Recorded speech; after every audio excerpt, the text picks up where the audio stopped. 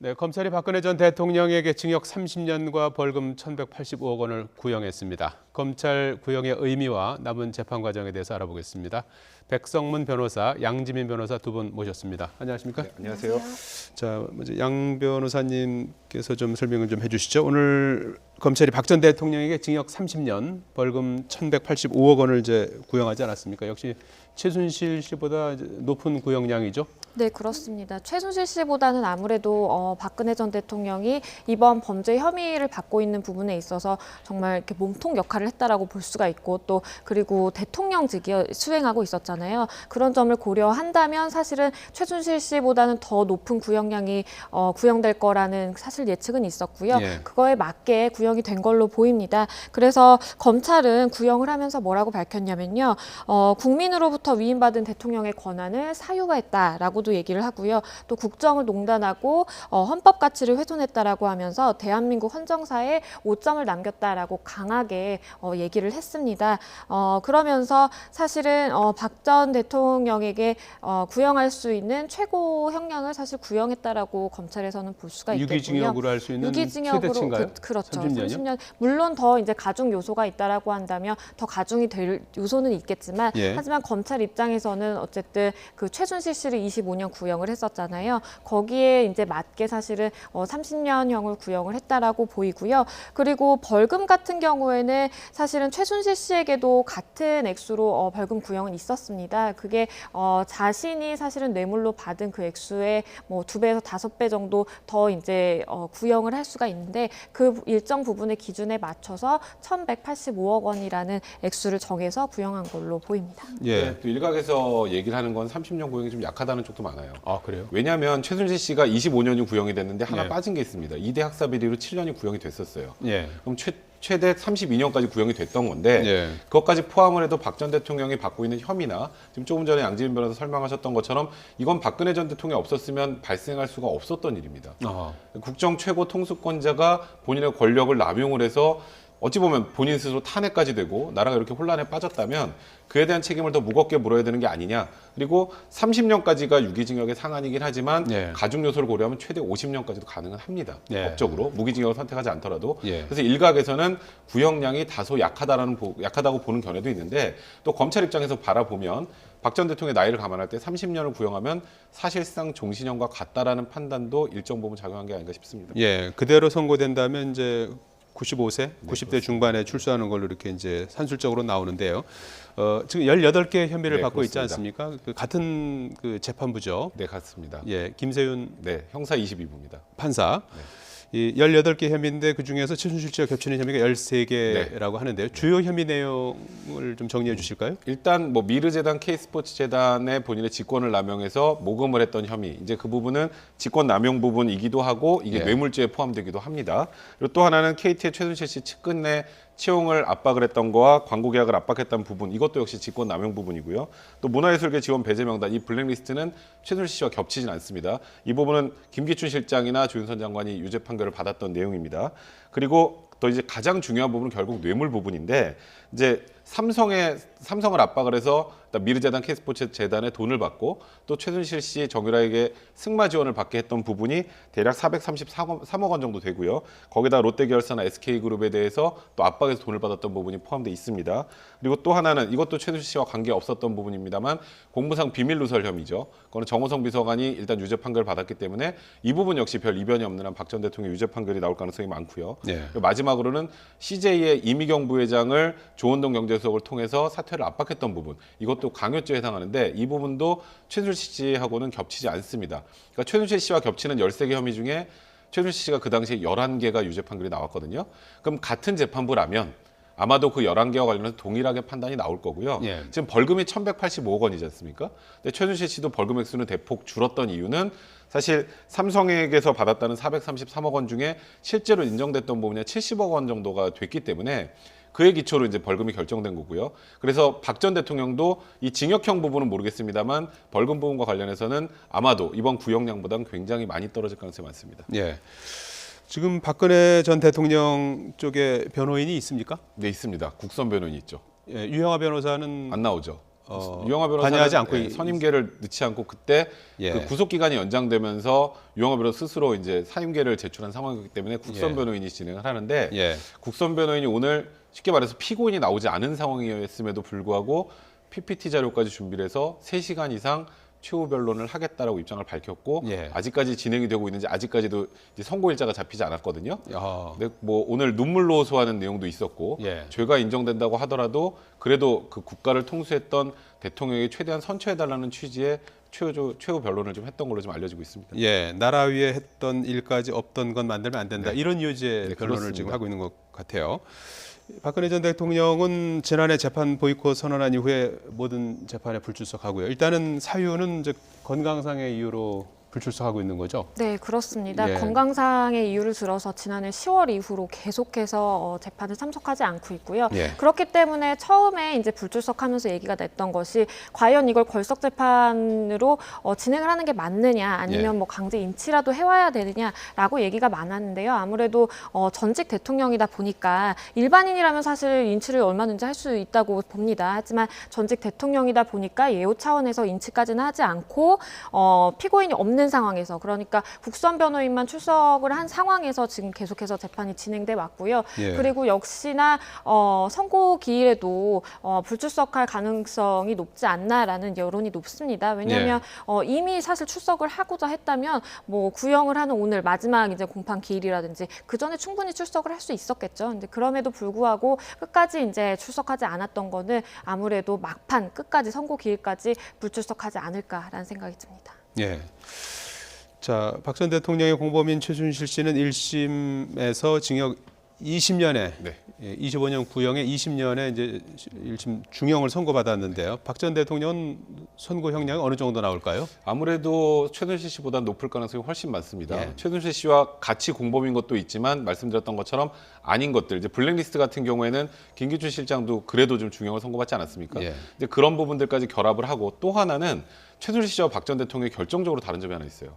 최순실 씨는 재판을 끝까지 참석을 했습니다. 그래도 예, 예. 부인을 하더라도. 근데 박 전 대통령 어찌 보면 법치주의를 거의 지금 말 그대로 외면하는 거나 마찬가지의 상황으로 오늘 뭐 공판기로 나오지 않았고 예. 선고기일에 나오지 않는다는 거.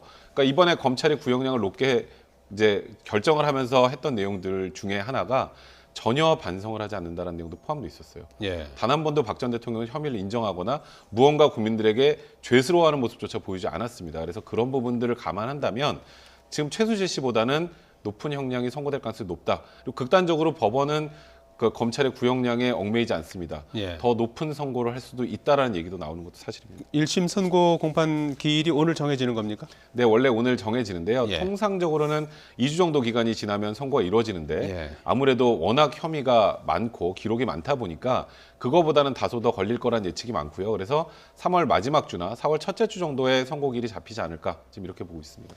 자, 과거 법정에서 했던 전두환 노태우 두 전직 대통령의 그 1심 선고 형량이 다시 주목받고 있지 않습니까? 두 전직 대통령은 어땠죠?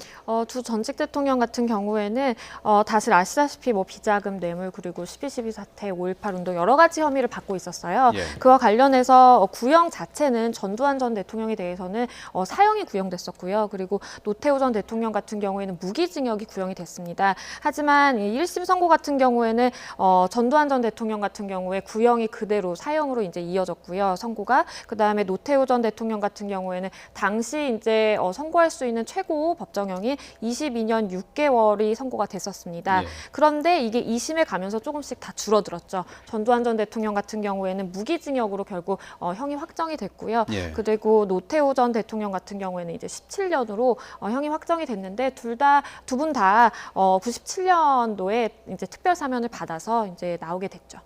예. 자, 박근혜 전 대통령 이제 1심을 이제 오늘 결심 공판으로 마무리했는데요. 그 또 다른 재판이 남아 네. 있지 않습니까? 네. 어떤 내용이죠? 사실 이 부분도 박 전 대통령한테 굉장히 중요한 혐의인데요. 예. 특수활동비 수수도 지금 검찰에서 뇌물로 판단을 하고 있지 않습니까?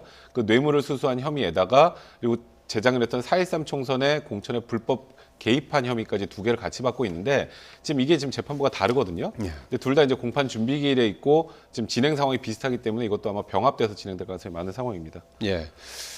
자, 이런 가운데 이명박 전 대통령에 대한 검찰 수사도 이제 뭐 정점으로 치닫고 있는 것 같아요. 아들 이시영 씨에 이어서 사위까지 소환돼서 조사를 받았어요. 전방위로 이제 압박하는 모양새인 것 같아요. 네, 그렇습니다. 이시영 씨 조사에 이어서 정말 빠르게 그 수사가 진행이 되고 있는데요. 예. 우선은 그 사위의 이제 자택이나 사무실에 대해서 압수수색이 일단은 진행이 됐었습니다. 거기에 이어서 직접 소환을 해서 조사를 받았는데요. 피의자 신분입니다. 이게 예. 새로운 뇌물수수 혐의가 지금 드러난 것인데 그 부분과 관련해서 이제 조사할 필요성이 있다라고 해서 부른 거고요. 그 내용은 2008년도 정도에 억대 금품을 수수하는 통로 역할을 했다라는 거예요.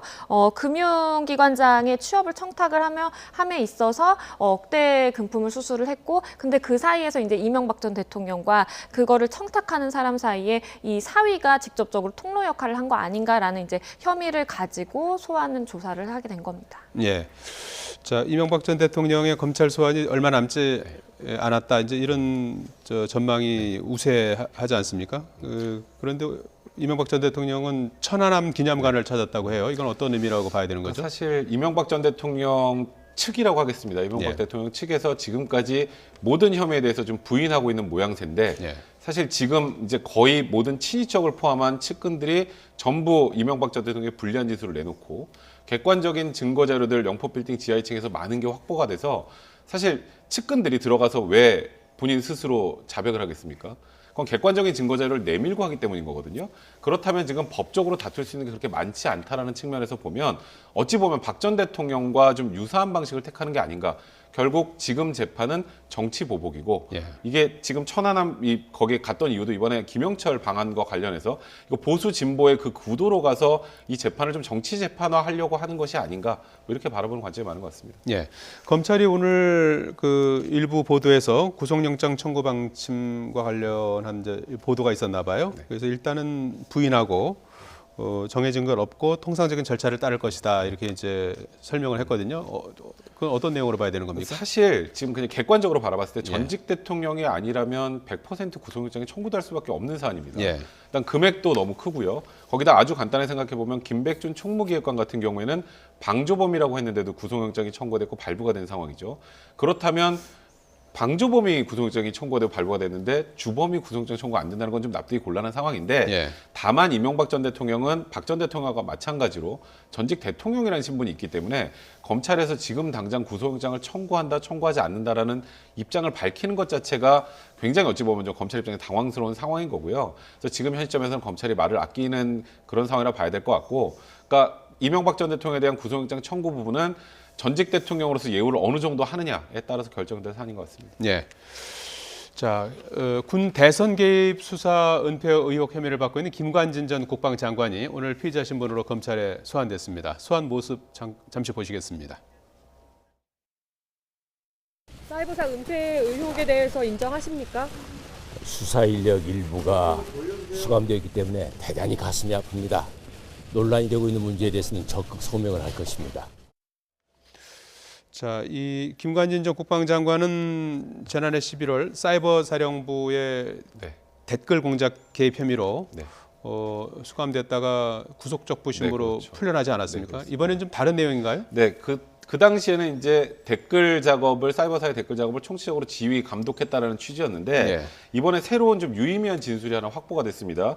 백낙종 전 국방부 조사본부장이 이 사람은 지금 구속이 돼 있는 상황인데 이 사이버사 댓글 관련해서 전체적으로 지시하고 보고받은 정도를 넘어서서 2013년에서 2014년에 이제 이게 군용법 위반 사안이기 때문에 국방부에서 이제 조사를 했거든요. 예. 근데 조사를 하는데 대선 개입 의혹을 덮는 방향 쪽으로 가이드라인을 설정해서 그러니까 이 지금 수사 자체를 은폐하고 덮었다라는 그런 내용의 진술이 이제 추가가 됐고요. 그래서 예. 그 부분에 대한 조사가 이루어질 것이고 또 하나는 이제 김장수 전 안보실장이 어제죠. 그 세월호 그 최초 보고 시점을 조작했다는 혐의로 조사를 받았는데 예. 그 부분도 관여가 돼 있다는 얘기가 나와서 그 두 가지 혐의가 이제 새로 추가된 거거든요. 예. 그 부분과 관련해서 조사를 하기 위해서 오늘 좀 부른 것으로 보입니다. 예.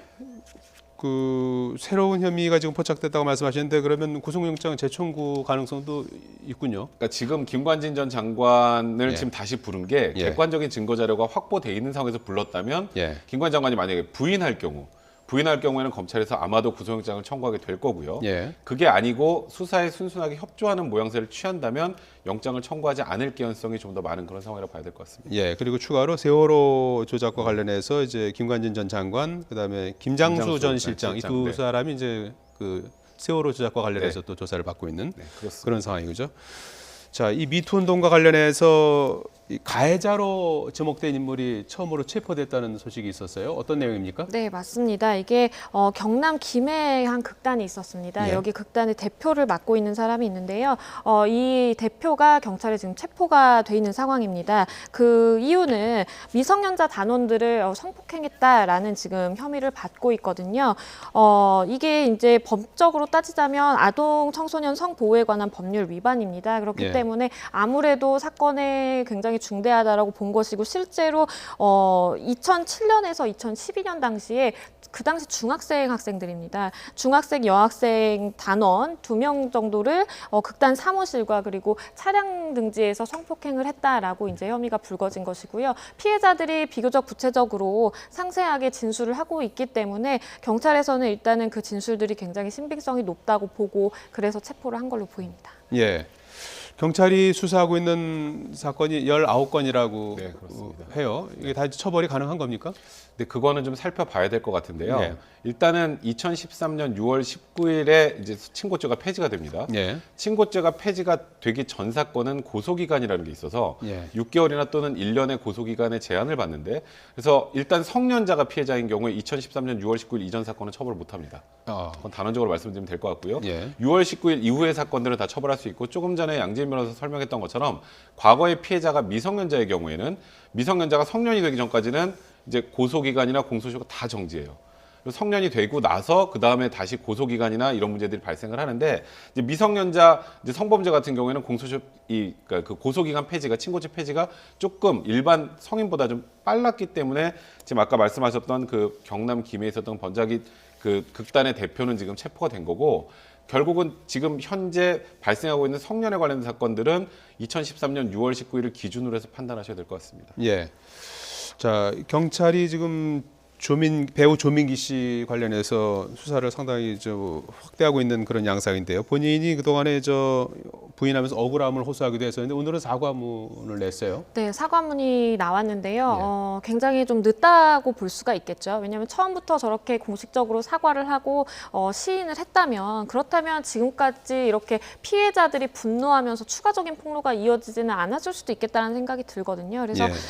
처음에는 사실 조민기 씨가 다들 아시다시피 부인을 했다가 오늘 낸 이제 사과문에서 모든 게 본인의 불찰이고 또 잘못이다. 그리고 피해자분들에게 사과 말씀을 드리고 앞으로 모든 책임을 회피하지 않겠다라고 하면서 법적으로 책임을 지겠다라는 이제 내용도 있었습니다. 그래서 앞으로는 뭐 헌신과 봉사를 하면서 살아가겠다라고 얘기를 했는데요. 저 얘기가 부디 진심이었으면 좋겠고 피해자들이 조민기 씨가 범행 사실을 부인하는 걸 보고 또 더 깊은 상처를 받았잖아요. 그런 네. 부분들을 감안한다면 지금이라도 자숙을 하고 또 거기에 더불어서 법적인 처벌까지도 또 이어지면 좋을 것 같습니다. 예. 이 피해자가 지금 경찰 말에 따르면 뭐 10명이 넘는다고 해요. 그래서 직접 이제 출장 조사라고 해서 피해자를 찾아가서 경찰에 이제 나오게 되면 이제 아무래도 또 2차 피해 우려도 있어서 그런가요? 그래서 이렇게 10여 명이 넘는 건 어떻게 봐야 되는 겁니까? 일단은 그만큼 우리 사회에서 수면 위로 드러나지 않았던 성범죄 사건들이 많았다라고 볼 수가 있겠고요. 그 저변의 그 이유를 또 살펴보면 많은 성범죄 피해자들이 부디 비단 여성뿐만이 아닐 수 있겠지만 대부분의 많은 여성 피해자들이 그 목소리를 내는 데 있어서 굉장히 두려워했고 또 용기를 내기 힘든 상황이었다. 네. 사회적인 상황이 그랬다라고 판단을 할 수 있을 것 같고요.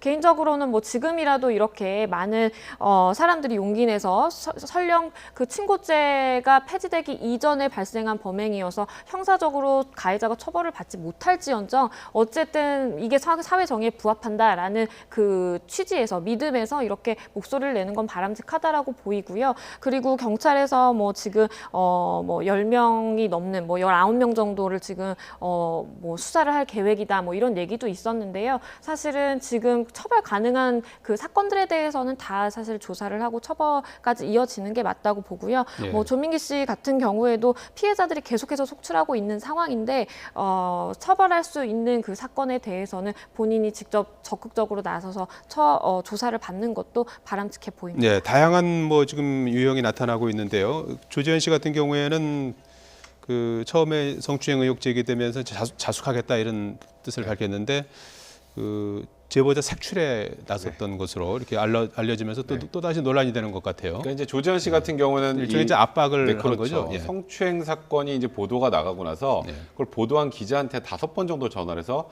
본인이 잘 기억이 안 나는데 그 피해자가 누구냐라고 해서 계속 물어봤다라는 겁니다. 근데 이게 뭐 한 측면에서 보면 또 이렇게 평가하는 경우도 있어요. 조지현 씨가 정말 이 외에도 피해자가 여러 명이 있다는 건 이미 알려진 사실이거든요. 예. 누가 이 문제를 제기를 했는지 본인이 명확하지 않아서 그랬다고 보는 견해도 있지만 대부분은 이 피해자를 찾아서 뭔가 회유하고 압박하려고 했던 것 아니냐. 그러니까 조지현 씨가 실제로 이렇게 사죄하고 또 사과하고 했던 것들의 진정성이 좀 의심이 되는 상황이 아니냐라고 보는 견해가 좀 있는 것 같습니다. 예.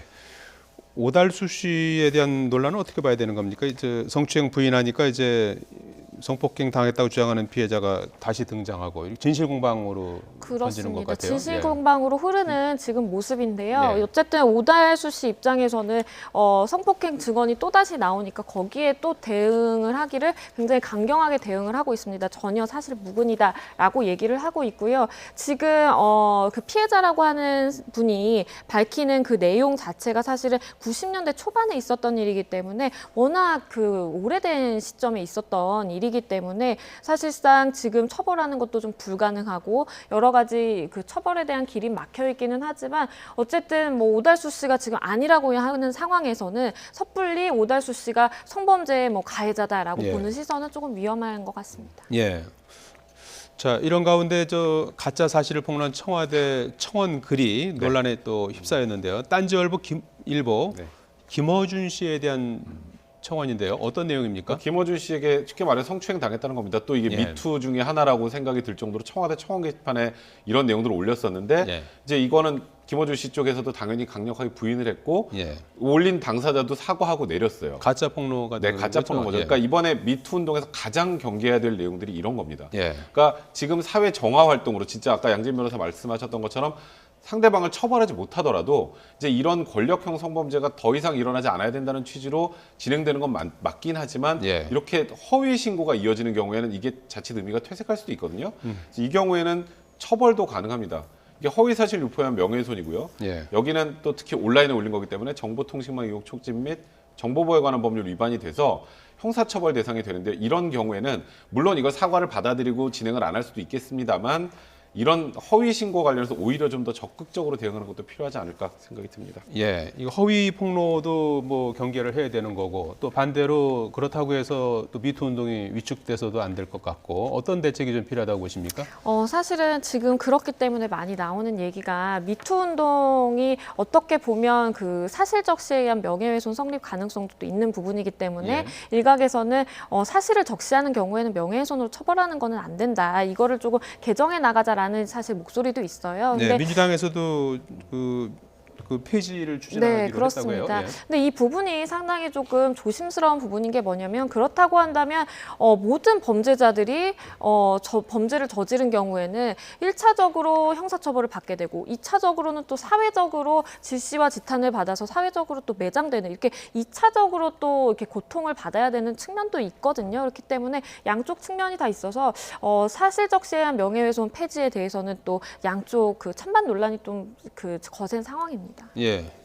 백 변호사님 어떤 좀 차제 대책이 필요하다고 보십니까? 그러니까 일단 미투 운동과 관련해서 이렇게 적극적으로 피해자가 당당해질 수 있는 사회가 만들어지는 건 좋지만 예. 이게 자칫 완전하게 마녀 사냥으로 가는 경우가 있어요. 그러니까 누군가가 누구에게 성폭행을 당했다고 딱 올리면 그냥 대중이 사실로 믿어버리고 누군가를 매장해버리는 상황이 돼버리면 예. 그거는 이 미투 운동에 아주 큰 역효과가 될 수 있기 때문에 대중분들께서도 좀 더 신중하게 사안을 접근할 필요가 있어요. 그러니까 예를 들어서 오달수 씨 같은 사안 저는 그게 허위인지 진실인지 알 수 없습니다만 일단 오달수 측에서 부인하고 있고 피해자가 더 나오지 않는 상황에서는 무조건적으로 매도하는 그런 또 지금 사회적 분위기는 분명히 경계할 필요가 있다라는 생각이 좀 들고, 그리고 허위로 신고하는 사람, 허위로 이렇게 미투 활동을 하는 아까 예. 김어준 총수에 대해서 하는 그런 경우에는 오히려 이런 경우는 정말 적극적으로 좀 엄벌에 처할 필요가 좀 있지 않을까 생각이 듭니다. 예, 있습니다.